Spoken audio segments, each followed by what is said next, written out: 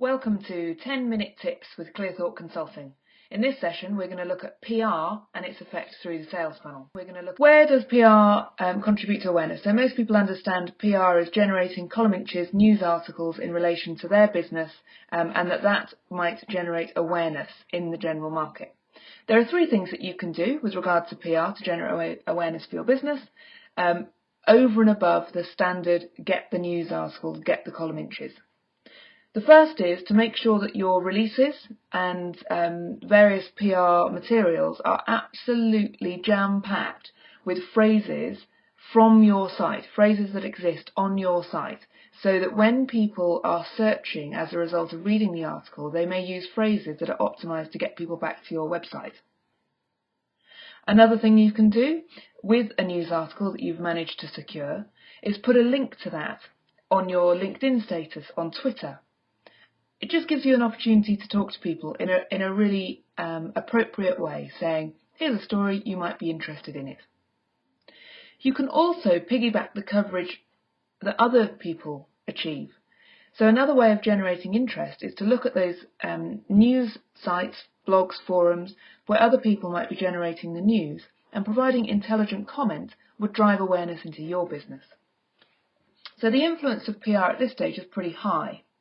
Going on to the funnel, so how can you use PR to generate interest in your business?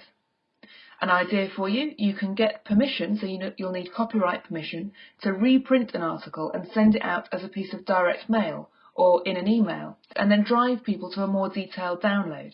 So let's say you've managed to secure a 10 top tips article in a relevant news outlet.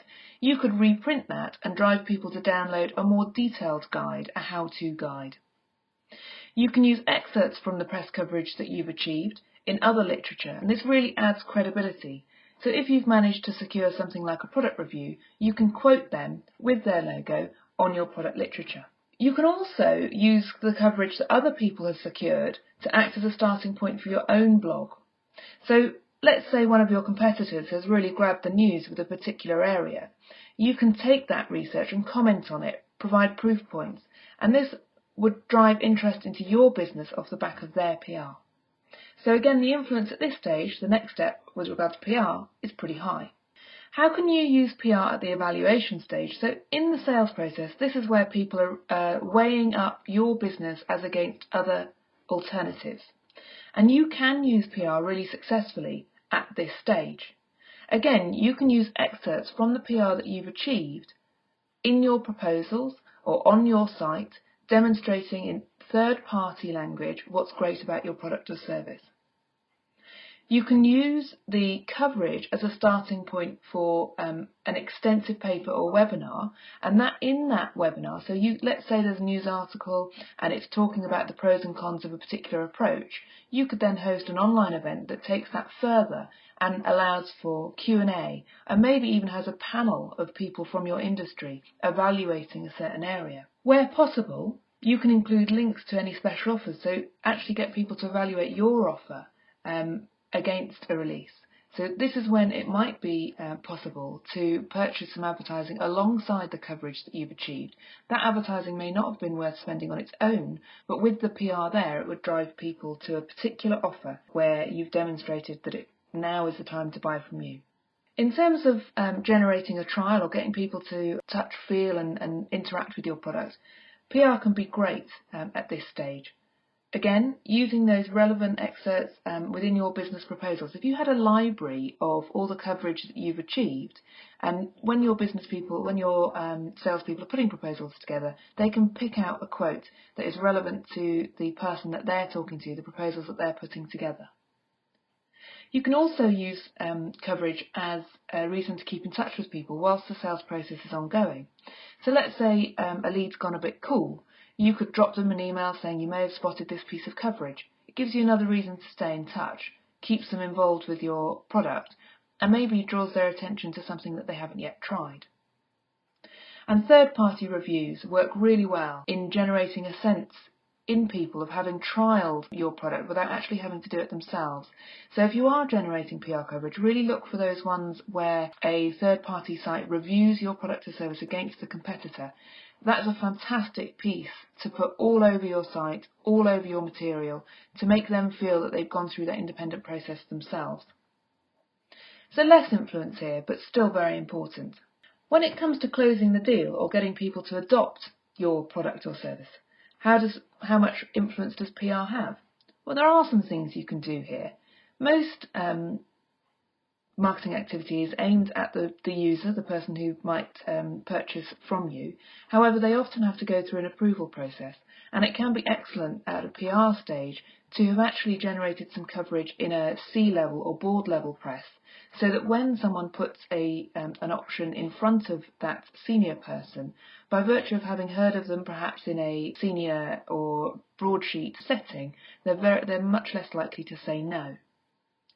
It's also a great way to keep people informed of positive press coverage whilst the decisions are being made. It just keeps them warm whilst they're making the decision. So perhaps on the day that they're choosing between you or the competition, they might see an email or a tweet or something on your status updates that demonstrates how powerful your product is. So the influence here is lower, but it's certainly not to be sniffed at. And then there's loyalty. Most people think of PR very much as a new business exercise, but it's really important with your existing clients too. It's a fantastic way to cross-sell in quite a gentle manner. By pointing your existing clients to press coverage of products and services that they've not yet tried, you're keeping them informed of the other areas of your business without it being overly salesy. It's also great in terms of what we call post-purchase reassurance. So once someone has made a decision to buy from you, they like to be assured that the decision they made was a good one. So seeing case study coverage or positive coverage about the products or service that they've purchased is likely to keep them happier and more satisfied with the overall product that you're providing them. So the influence actually at the loyalty stage is pretty high. So let's recap. PR is a great tap into the business. At the awareness level, the influence is very high. Moving into interest, so generating that hand up that says, yes, I'm interested in your product, so driving people to downloads, etc. PR can work really well in this area. In terms of hot leads, it's very unlikely that someone's actually going to read an article, call up your business and say, yes, I want to buy straight away. So the influence is slightly lower, but don't disregard it. When it comes to trial, the influence is lower. They are going to want to touch and feel your product, speak to your salespeople. But again, keeping them warmed up and using third-party excerpts from PR coverage can be excellent at getting people through this step. When it comes to adoption, this is really about managing objections and keeping people warmed up and emotionally turned on to your product or service, and making sure that the person who is able to say no is positively disposed to your business. And then in terms of loyalty, PR can be really important. Don't think that your PR coverage is only being read by prospects. It's also being read by customers. And it is a fantastic way to cross-sell and keep people bought into your business. So there's a quick run through in terms of PR and how it works across your business. Quick recap. Repurpose your content. Make sure you understand that it's only one part of your toolkit. And consider that PR is mainly about forming trust, so it's emotional. You will need to back it up with some proof, some logic. Thanks for your time. You've been listening to Clear Thought.